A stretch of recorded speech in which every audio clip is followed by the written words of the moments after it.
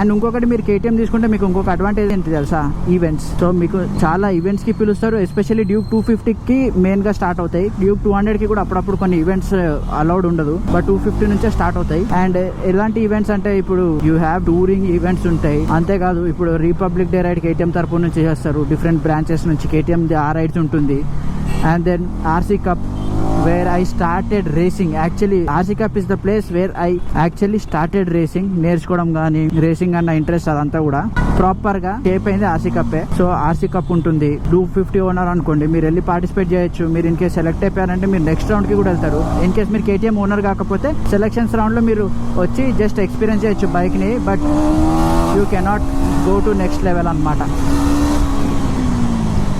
Breaks I feel like ఇంకా కొంచెం crispier ఉంటే బాగుండని. I don't know if it with this bike or something, ఎందుకంటే పాత డ్యూక్ 250 ఏదైతే నడిపానో దాని కూడా 390 లా ఉండే బ్రేక్స్, మస్తు క్రిస్ప్ ఉండే. బట్ ఇది అంత తొందరగా ఆగుతలేదు. యాజ్ యూ కెన్ సీ కొంచెం వదిలేస్తుంది. ఇప్పుడు చూడండి ఎగ్జాంపుల్, ఇగో అంత తొందరగా ఆగుతలేదు. Maybe it has to sort out, ఎందుకంటే ఇప్పుడు already it's new bike. Literal చెప్పాలంటే ఇది ఇంకా షోరూమ్ పీస్ బండి, ఇది రివ్యూ కోసం ఇచ్చారు మనకి. సో ఇంకా బండి కూడా కొంచెం టైం పడుతుంది ఓపెన్ అప్ అవ్వాలంటే. And I don't want to ruin this engine ఇంత హై RPM లో, బట్ తప్పదు, రివ్యూ చేస్తున్నాం. You guys also want to know ఒక బండి క్యాపబిలిటీ ఏంటి అని చెక్ చేయాలి కాబట్టి we have to ride it hard.